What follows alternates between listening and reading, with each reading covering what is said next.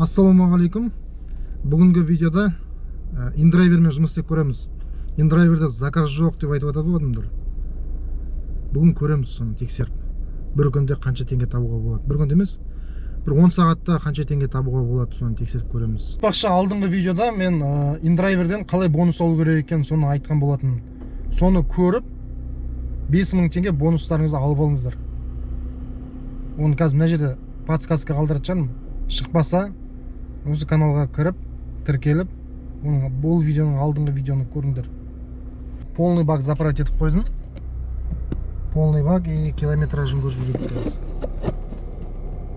87.834 километр. Қанша километр жүреміз, қанша теңге табамыз, бензинге қанша ақша құртамыз. Соның бәрін есептеп көретін боламыз. Видеоның соңына дейін қараңыз. Қазір мен индрайверге кіріп қойдым, приложениеге.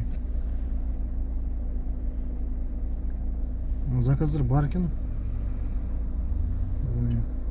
Так, свободен. Линияға шайық.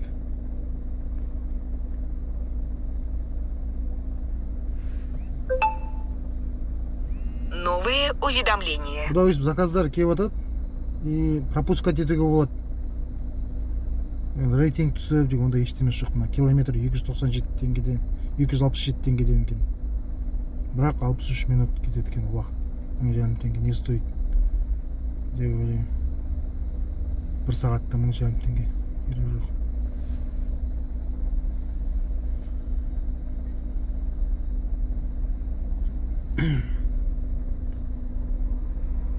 Қазір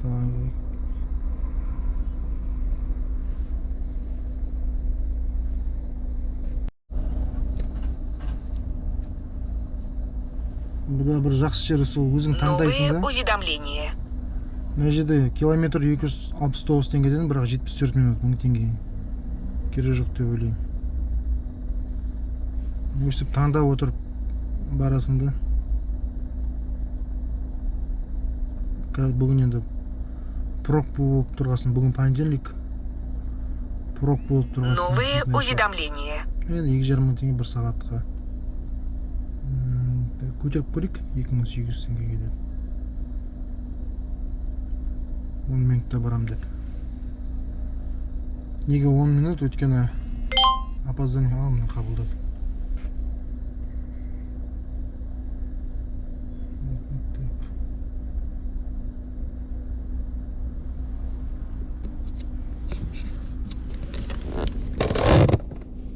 Кеттік.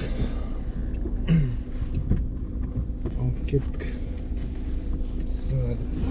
Мына бірінші заказ ғой.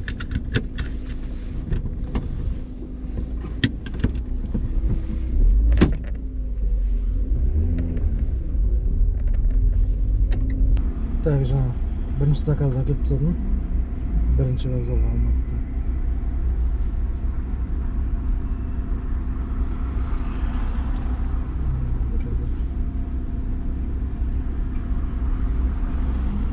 Келесі заказ открыть.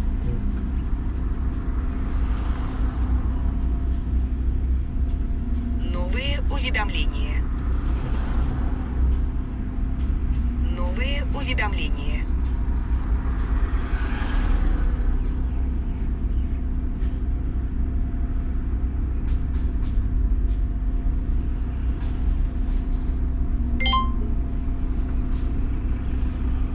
Жарокова 360-ға келесі.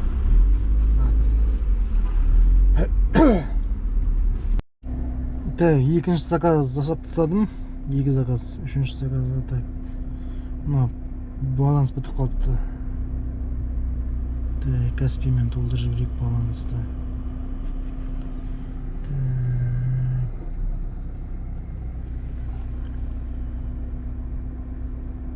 Қанша примерно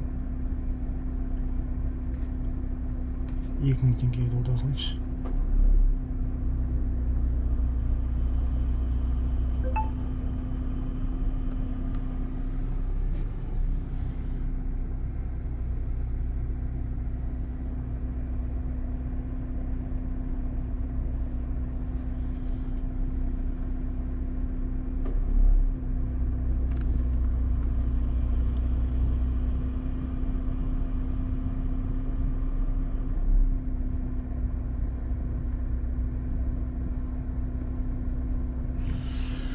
В общем, қазір заказ шыққанын күтейік. Бірінші вокзалдан Жарокоға дейін алып келген едім 3000 теңгеге. Новые уведомления. Так, мына жерден жүруім болмайды.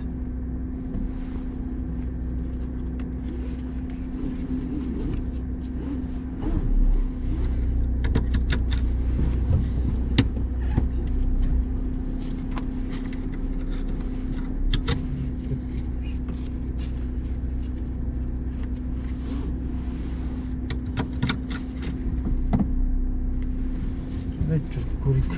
Жүріп іздеп қоямыз.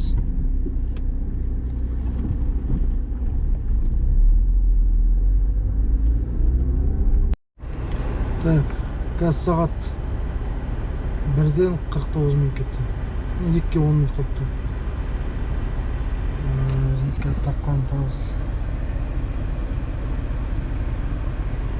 В общем, 11.800 теңге болыпты. Бұл жерде мен дұрыс түсінбей біраз заказдар жіберіп алдым. Қазір мына жерде көрсетейін қалай екен. Мына жерде мен 101 теңге километр. Километр 101 теңгеден болып тұр мысалға. Енді қазір заказдар шығып жатады. Қазір Новые уведомления. 43 теңге минут екен ғой. Мен оны шатасып 43 минут бойы баратын жерге 1000 теңге ма деп ой тастап пропустить деп жібере салып отырдым да.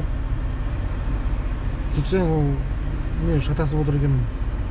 Дұрыс түсінбей отыр екенмін да. Енді түсініп жатырмын. В общем, 1 минутта қанша теңге, 1 минутта қанша теңге и 1 километр қанша теңге болады. Соны көрсетіп тұрады екен ғой мына жерде.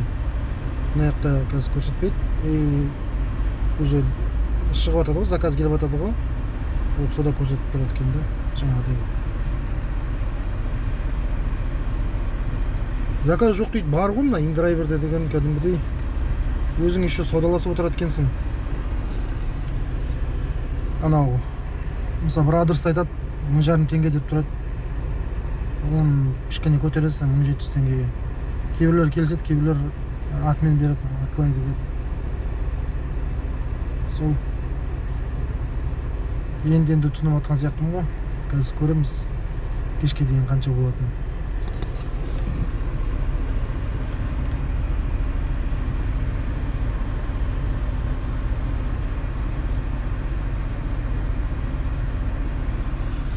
Күтейік, нормальный заказдар шыққанға дейін. Мына жерде жүр, ұнамай тұр маған. Алыс 2 километр жердегі.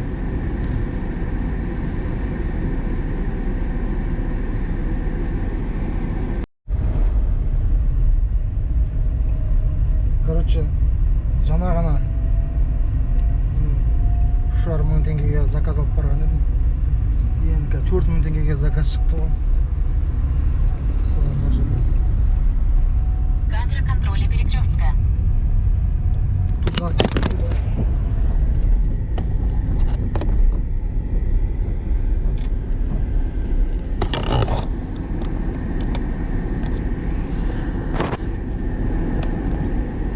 Туда и обратно дейді ғой. Бір адрес дейді.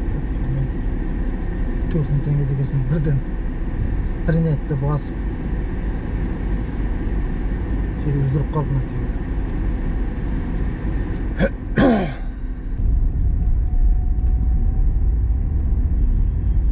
Так, мына жерде мен 4000 теңгеге бір заказ қабылдап қойдым да.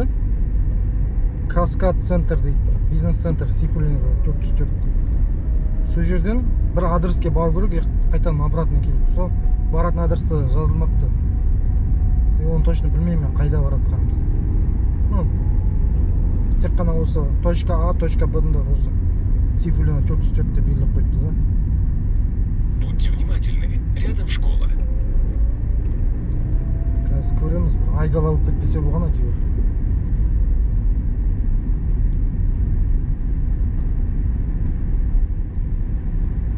Алысқа кетіп қалмасақ болғаны ғой, 4000 теңгеге ала.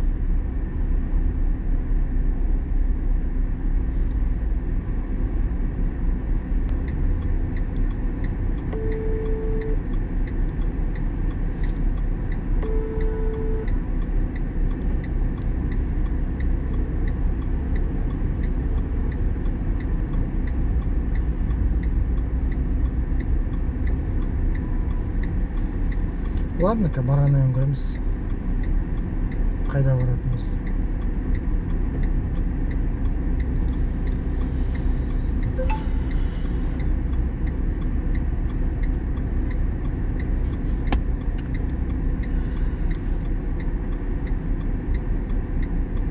Күн жаңып кетті ғой. Бағана азанда салқын болып тұрды.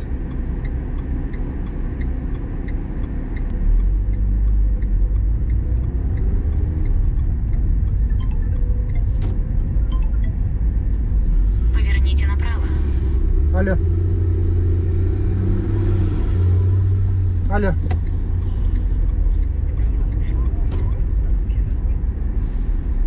Алло. Алло, естіп тұр ма? Иә. Біздің шлагбаум тұрады, шлагбаумның ішіне кіріп кетесіз ғой. Шлагбаум Ішіне ғой. кіресте, прямо Вы жүресіз. приехали. Ага. Спасибо, что Ана, баратын используете адрес қайда? Баратын адрес? Микроны Алатау ғой, институт қой, короче. Микрорайон Алатау, ол қай жақ? Қайсысы? Бесағаш тұз Бесағаш, нема? Алатауский трасса ма? Иә, сол жақтарда ғой, короче, примерно. Иә.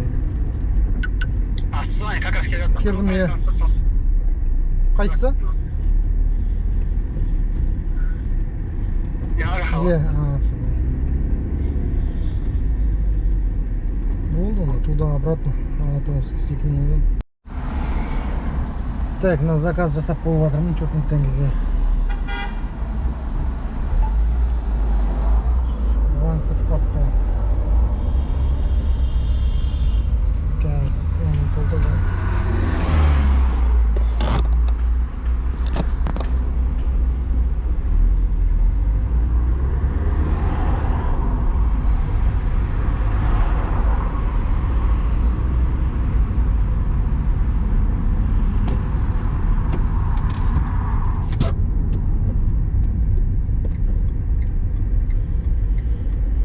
Так,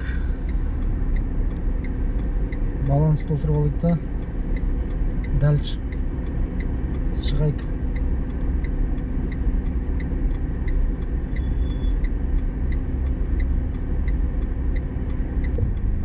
Адамдардың түрін түсіріп атқан жоқпын да, өйткені алдында осы бір видео түсіргенімде Яндекспен таксиға деп жүріп видео түсіргенім. Соған комментарийде көбісі жазыпты. Негізі адамдардың бетін смайликпен жауып қойғың керек деген сияқты. Енді рұқсатынсыз интернетке салып жатсың ғой деп. Отырған клиенттердің барынша түсіріп жатқан жоқпын. Көреміз қазір. Қаскелеңге шығып жатыр екен. Қараңдаршы, мына индрайверде вообще заказ жоқ дейді. Қаскелеңге шығып жатыр 3000 теңгеге. Кисловодск 1300 теңге деп.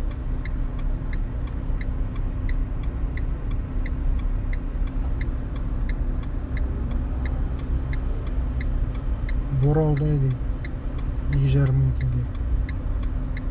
В общем, заказдар нормально.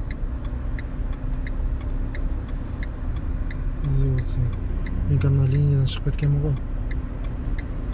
Линияға шықсам, мына заказдар уже келіп жатады. Соның арасынан таңдап отырып, болмаса саудаласып отырып жасаймыз. Қазір доход 19300 болып тұр. Сағат 4-тен 15 минут кетті.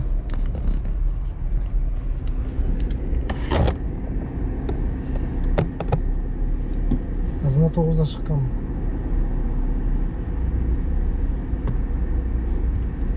Көреміз. 100 километр іздеме үштен. Новые уведомления. Так, мына жерде.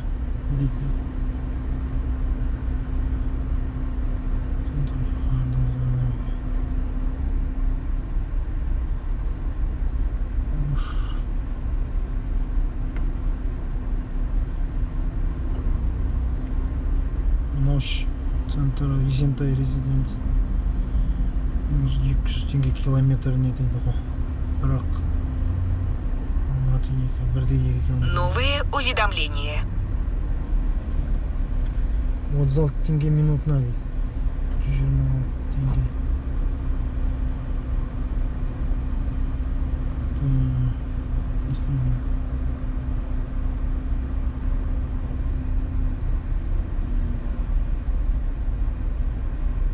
Ой.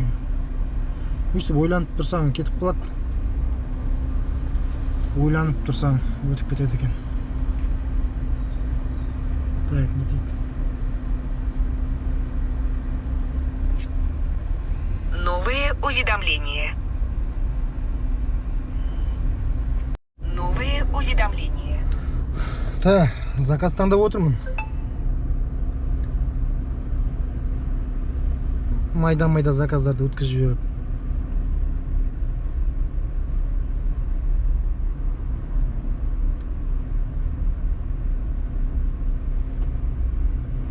$500 теңге, 1300 теңге, в общем. Тек қана крупный заказдарға шығайын деп ойлап отырмын. Майда шиларды алмай қойыншты.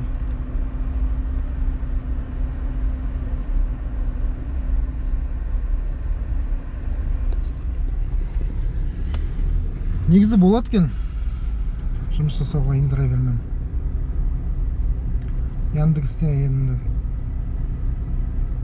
просто мынада көп отырып қаласың да, андай не таңдап, өйстіп таңдап ше, уақыт кетіп жатыр. Шыға ма, шықпай қала ма.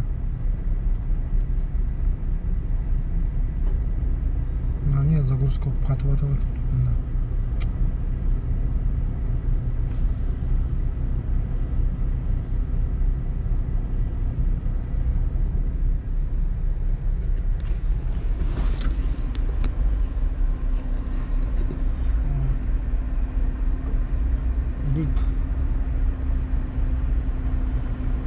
Нужна машина с багажником на крыше. Так, бар ғой. 10 минут.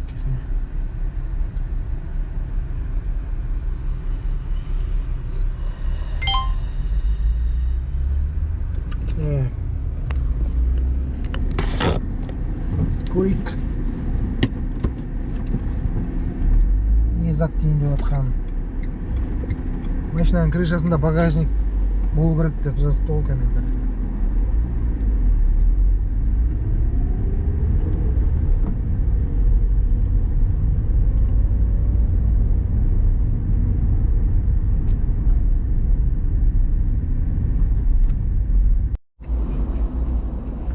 Так, қазір сағат 9 болды.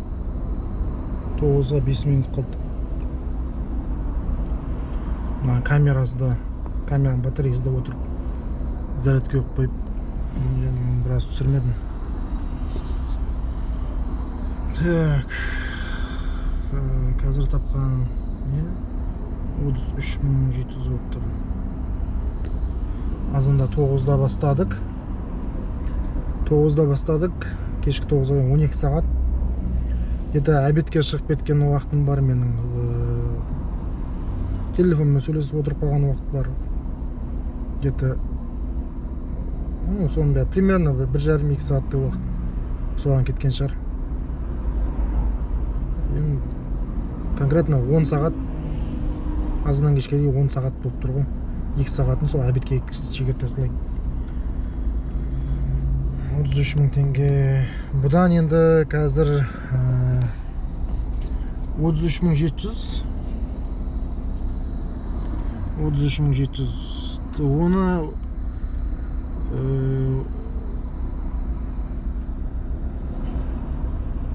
12,5% индрайвер ұстап қалады. Сонда 4.212. Так, алу 4.212. 29.000 теңге өзінде қалыпты ғой сонда. 4.212 теңге индрайвердің комиссиясы ұстап қалған. 29.488. Қазір енді полный бак заправить етеміз. Қайтадан сол кезде белгілі болады бензин қанша теңге кеткені. Содан шегеріп тастаймыз. Содан таза қалтаға қалатын ақша қанша екен сол кезде белгілі болады. Мына километраж бағана қанша километр түсіріп едім, ұмытып қалдым уже. Мынау 87.995 километр болып тұр. Қанша сонда? 100-ден асып кетті ғой,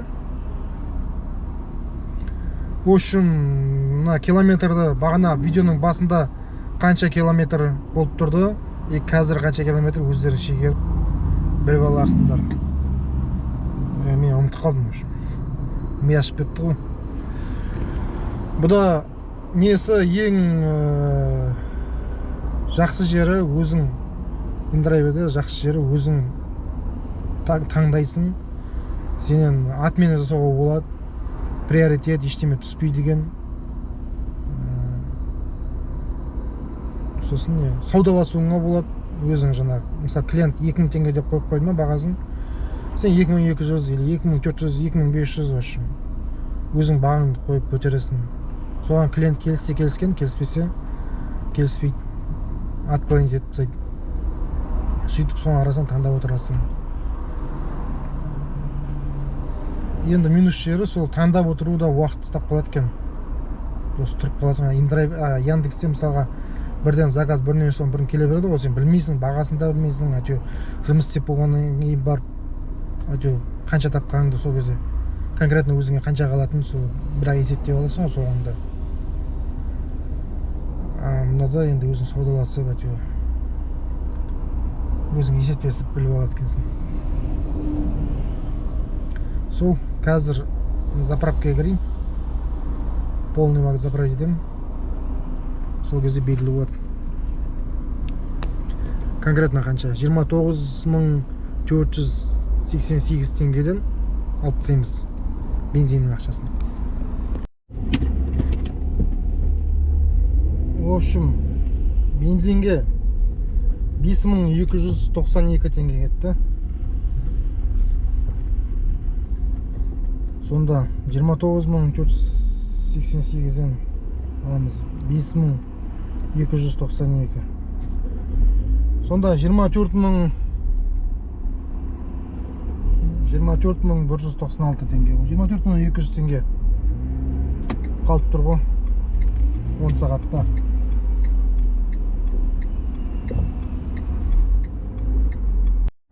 Ал енді бұны енді өздеріңіз көресіздер. Индрайвермен де, Яндекспен де болады екен, екеуіне бірдей сияқты.